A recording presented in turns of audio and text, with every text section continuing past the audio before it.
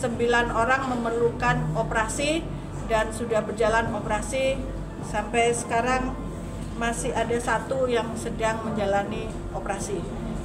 Ada hal yang kayak ketarik, gerak kayak gini. Loh, Pak, anu apa Pak? Anu apa Pak? Pak, cek kampas, kopling, kampas rem. Cek Pak, bahaya gila Pak. Ojo terus bahaya Pak ngene. Dan reaksi saya saya tidak yakin saya hidup. Pasrah gitu. Iya. Jadi saya sangat-sangat bersyukur Allah masih memberi kesempatan hidup. Aduh. Sangat bersyukur.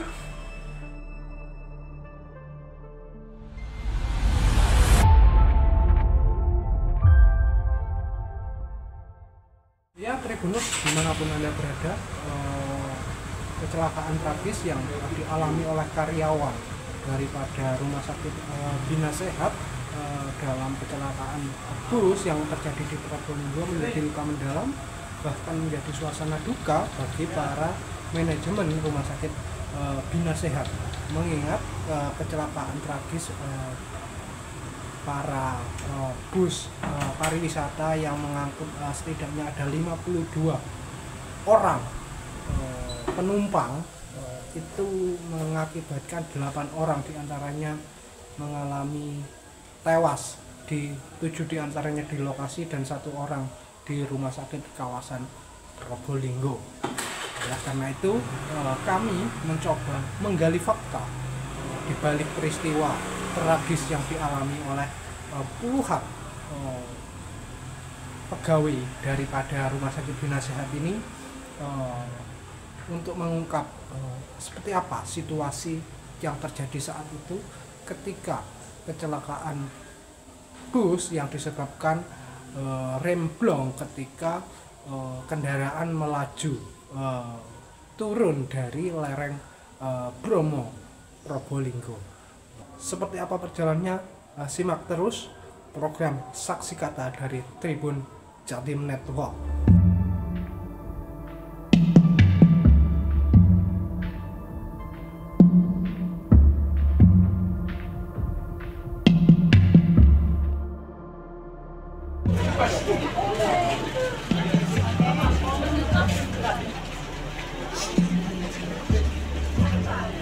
Hari ini hari kedua pasca kecelakaan lalu lintas yang di Probolinggo dengan korban 53 karyawan dan keluarga karyawan Rumah Sakit Bina Sehat Jember. Sampai hari ini dari 53 tersebut 8 orang meninggal dunia, terdiri dari 3 karyawan dan 5 keluarga karyawan. Dan yang berobat dilayani obat jalan, cukup obat jalan, yaitu 24 orang, terdiri dari 12 karyawan dan 12 keluarga karyawan. Dan yang perlu rawat inap untuk cedera sedang dan berat ada 21 orang, di mana karyawannya sejumlah 14 dan keluarga karyawan 7 orang. Dari 21 orang yang dirawat inap tersebut, 9 orang memerlukan operasi dan sudah berjalan operasi. Sampai sekarang masih ada 1 yang sedang menjalani operasi, dan 9 orang tersebut dirawat di Rumah Sakit Bina Sehat.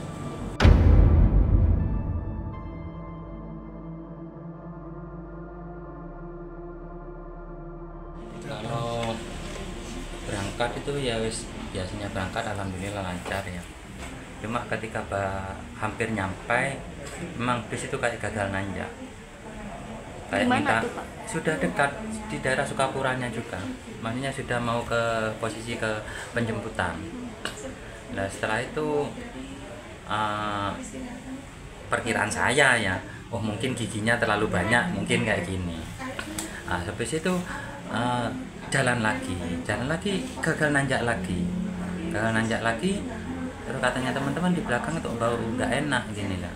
Cuma ya kita nggak ngomong ke supir apa. Habis itu jalan lagi, terus nyampe di tempat penjemputan. Di mana itu Pak? Di daerah Sukapura, nggak tahu, lupa saya daerah. Iya, jemput jeep, daerah Sukapura pokoknya. Nah, setelah itu kita nggak tahu kayak apa kondisi bisnya kayak apa. Cuma yang menurut saya itu kayak supir itu seharusnya sudah paham. Ini saya gagal nanjaknya karena banyak gigi atau karena memang ada hal lain. Tapi dengan bau kayak gitu ya mestinya harus tahu. Baunya seperti apa Pak? Bau kayak gosong-gosong, bau sangit. Saya pulangnya dari Bromonya itu, supirnya jeep itu yang jemput itu bilang ke saya, "Mas, bisnya sampean itu kayaknya kurang sehat." "Apa?" "Iya, saya jemput itu baunya nggak enak," bilang gitu. Nah, sudah ya kita nggak ambil pikir ya kayak gitu. Habis itu kita sudah persiapan pulang mungkin sekitaran bis jalan 5 menit kalau nggak salah, 5 menit apa 10 menit, pokoknya nggak jauh. Itu ada hal yang kayak ketarik kayak gini. "Loh Pak, anu apa Pak? Anu apa Pak? Pak, cek kampas kopling, kampas rem, cek Pak, bahaya gila Pak, ojo terus bahaya Pak," ini. Tapi bisnya tetap jalan, cuma dikurangi kecepatan dengan nahan rem. Beten saya, oh remnya enggak apa-apa, berarti apa cuma itu tadi ya, nahan rem. Cuma memang pelan. Iya, saya perkirakan itu 20 km saja per jam, memang pelan. Tapi setelah mungkin kurang lebih 5 menit atau berapa, pokoknya nggak lama, los sudah. Ketika los meluncur, yang depan itu kayak kernet sama pemandu wisata itu lari, ya Allah, ini sudah los, ini sudah blong, mati ya pikiran ini. Ya sudah kayak gitu. Nah, tapi saya masih sempat melihat, ngindari sepeda satu, ngindari lagi. Panitikan itu tidak bisa ngindari ya. Udah kena, ketika kena nabrak sepeda itu saya sudah menjamkan mata. Tapi kalau melihat kecepatannya pas nabrak itu ya, maksudnya nabrak pembatas itu kayaknya kalau 100 lebih Pak sudah. Karena los tadi. Iya, karena los itu kan makin turun makin kencang kan. Itu waktu turunan juga menikung nggak? Oh iya, menikung. Daerah sana kan tidak ada jalan lurus. Menikung, sebentar nikung lagi, ada yang tikungan tajam, ada tikungan panjang. Situasi saat itu ketika mulai remblong tuh? Ya histeris semua. Ketika blong dan kru yang depan itu lari ke belakang, itu sudah histeris. Cuma mungkin walaupun saya tidak tahu, sebagian masih belum sadar. Ada yang tidur nggak? Iya, ada yang tidur. Nah, waktu kejadian memang ada yang tidur. Memang kita anggap aja nggak tidur ya. Berdatang jam 2, memejamkan mata, walaupun nggak pulas, tapi kan memejamkan mata. Tidur bebek ya, tidur etik ya. Nah, reaksi saya saya tidak yakin saya hidup. Pasrah gitu. Iya, jadi saya sangat bersyukur Allah masih memberi kesempatan hidup kedua. Saya sangat bersyukur. Soalnya mikir saya mati soalnya kecepatan kayak gitu tidak selamat mikir saya kayak gitu.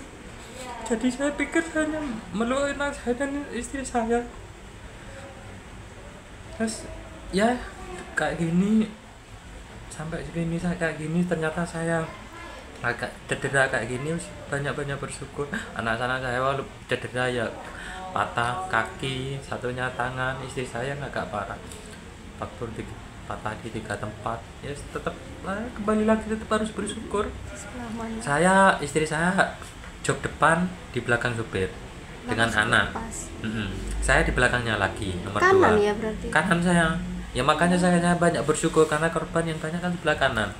Yang meninggal semua sebelah kanan, yang kiri rata-rata kan memang selamat karena nggak dihantam kan. Ya posisi yang di kanan.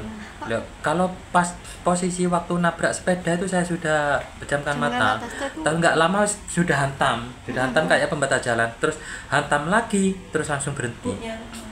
Menghantam apa Pak setelah itu? Pagar rumah. Oh, setelah menghantam pembatas jalan masih terus, jalan itu? Oh masih. Terus menghantam pagar rumah, terus kayaknya ya, dan ya saya yakin berhentinya bus itu gara-gara rodanya jatuh dalam selokan dan kena apa itu ya, jembatan mau ke rumah itu kan. Kayak di tiap rumah kan kalau ada selokan kan mesti ada jembatan cor untuk jalannya pribadi sendiri ya situ mantam itu. Jadi ada pembatas itu cor, jadi bannya nyangkut sini dan makanya yang di depan itu ada yang terlempar ya karena memang sudah nyangkut gini.